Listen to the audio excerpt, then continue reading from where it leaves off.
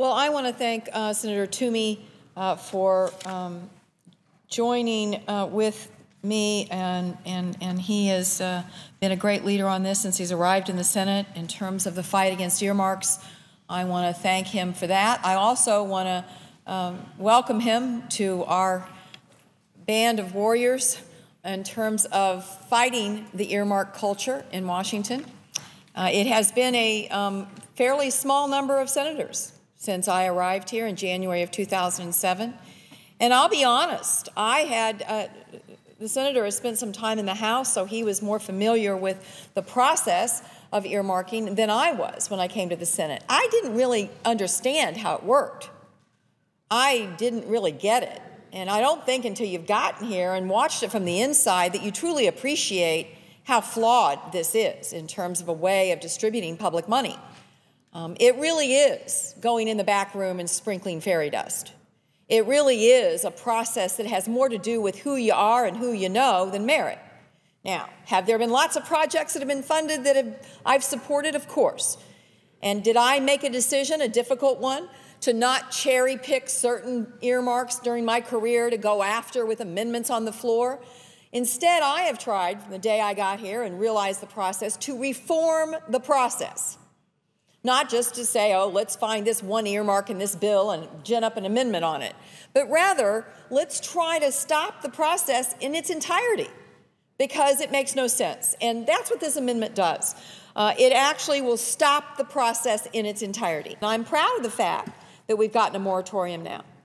But the truth is that there are a lot of members of this body that want to go back to the old ways. And I think it's very important that we do a permanent ban. And I certainly thank the senator for helping with this. And I think the amendment that we are working on together will make sure that we don't have what happened in the House this year. And the very notion that we're deciding how to divide up the money based on how long you've been here, what party you're in, what committees you serve on, that's not the way you spend public money.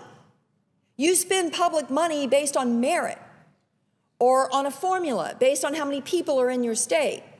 And one of the other things that drives me crazy is this talking point against doing away with earmarks. Well, we can't let the bureaucrats decide. We can't let the bureaucrats decide. We can't let the executive branch decide. It's the power of the purse. We've had the power of the purse in Congress for hundreds of years. Earmarking is a modern invention.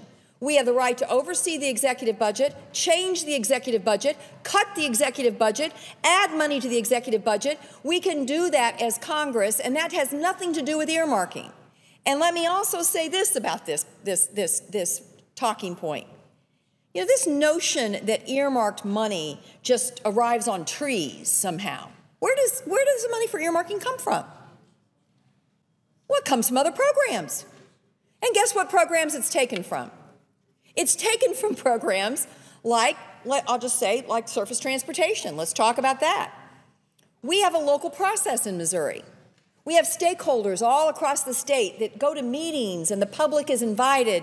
And these agencies work very hard at trying to prioritize their transportation projects based on the economic needs of their community, based on safety considerations. And these local folks work really hard to prioritize their projects. And what does earmarking do? Cuts in line. One individual's judgment supplants all of the local planning. This isn't about Washington bureaucrats. In a lot of these instances, it's about saying, well, I know better than the people back home know. And this is on both sides of the aisle.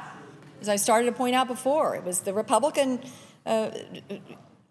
Armed Services Committee in the House that set aside a slush fund and began, doing earmarking in the defense authorization bill. Now, we were able to stop it, expose it and stop it, but clearly people are having a hard time breaking this habit. So I think this amendment's very important.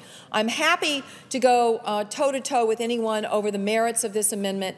I am happy to stand shoulder to shoulder with anyone in this Congress, Republican or Democrat, that is willing to stop this process once and for all. I think this amendment would do it.